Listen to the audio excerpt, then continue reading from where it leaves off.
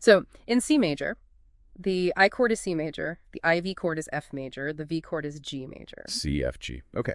Now, notice the relationships. F is a perfect fourth above C. That's our 4.3 ratio. And G is a perfect fifth above C. That's the 3.2 ratio. So we're literally moving through those fundamental intervals. Exactly. And look back at the circle of fifths. The V chord, G, is just one step clockwise from the I chord, C. It all ties together. It really does. Our ears get used to these mathematical patterns. We expect certain movements.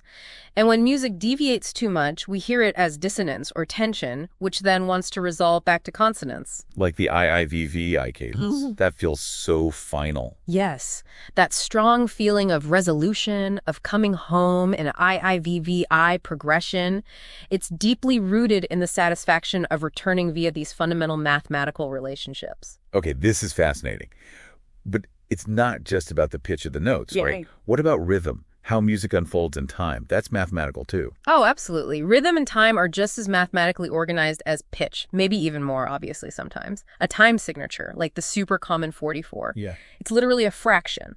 4 beats per measure and the quarter note gets the beat. 4/4. Simple math. Or compound time signatures like 68. That means 6/8 notes per measure, usually felt in 2 groups of 3.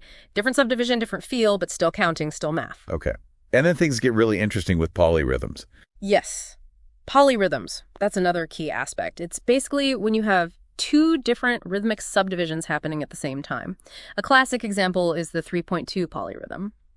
Imagine playing 3 evenly spaced notes with one hand in the same amount of time. You play 2 evenly spaced notes with the other hand. 3 against 2. That sounds tricky. It can be.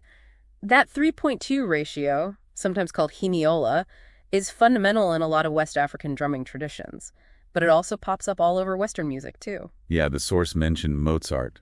In his opera Don Giovanni, he apparently had 2 orchestras playing at the same time, one in 34 time and the other in 24. That's right.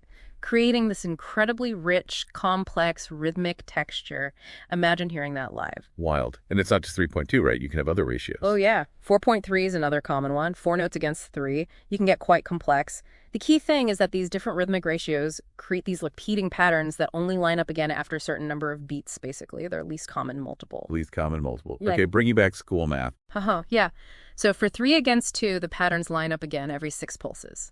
3 lots of 2 and 2 lots of 3. Right. And even though musicians often feel these rhythms intuitively, the difference between playing triplets against regular eighth notes or dotted rhythms versus straight ones, that feeling is grounded in these underlying mathematical ratios. Well, like the source said. Exactly. Just as fractions can describe harmony, they also describe the very timing of music. It's a beautiful parallel. Okay, so we've seen math in notes, tuning, chords, rhythm. What about the bigger picture, the overall structure of melodies or even whole pieces of music? Does math play a role there too? It really seems to. I mean, it's also worth noting how composers, maybe consciously, maybe not, seem to have used mathematical principles to shape the larger forms of their music. A really compelling example that often comes up is Mozart and the golden ratio. The golden ratio, like in nature and art. Thea. That's the one.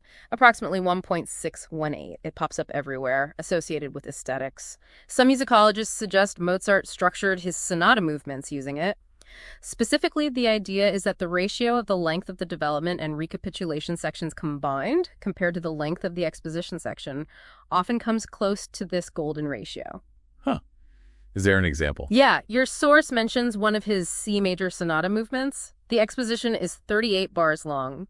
The development and recap together are 62 bars, so 62 divided by 38. It's about 1.63, pretty close to 1.618. Wow. Was he doing that on purpose, do we think? Well, that's the big debate, isn't it? Was it conscious calculation or just an intuitive sense of pleasing proportions that happens to align with the ratio? It's still discussed by musicologists, but it's definitely a fascinating connection. And it connects to Fibonacci numbers too. Right. The Fibonacci sequence 1, 1, 2, 3, 5, 8, 13, and so on, where you add the last 2 numbers to get the next.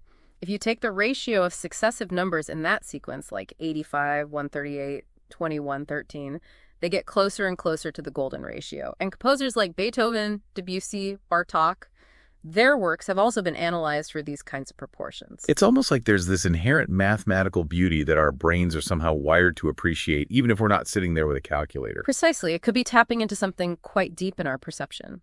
And beyond just proportions, think about melody itself.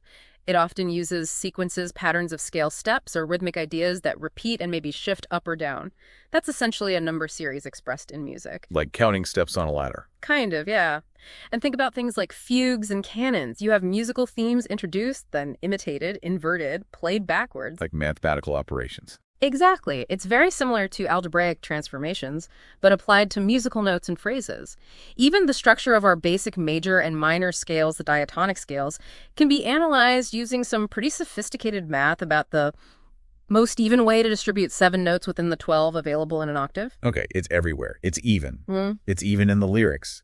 Poetry in songs has math too. It does, surprisingly. I mean, consider that poetry, when it's in a song, also has these mathematical elements.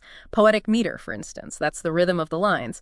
It often involves counting stresses. Like iambic pentameter. Shall I compare thee to a summer's day? Perfect example. Iambic pentameter is 5 iambs per line, and an iamb is just an unstressed syllable followed by a stressed syllable. De ardum. So it's like a repeating binary pattern. 0, 1, 0, 1, 0, 1. Exactly. 5 times per line. And then you have rhyme schemes. A-B-ab, A-A-B, B-A-B, febrile. Those are just repeating patterns labeled with letters. Simple patterns, but patterns nonetheless. And the structure, like verses and choruses? Yeah, think about a standard song structure.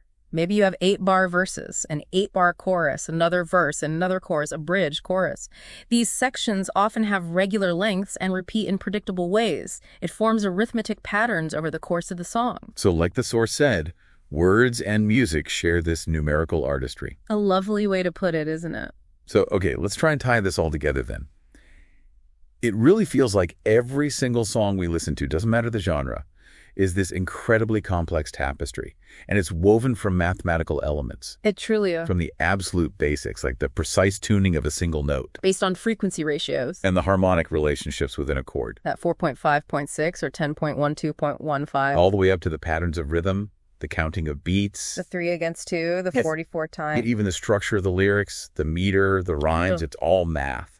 It's all fundamentally mathematical. The way a scale is constructed, the frequency ratios and harmony, the counting of time, even the patterns of stresses in language.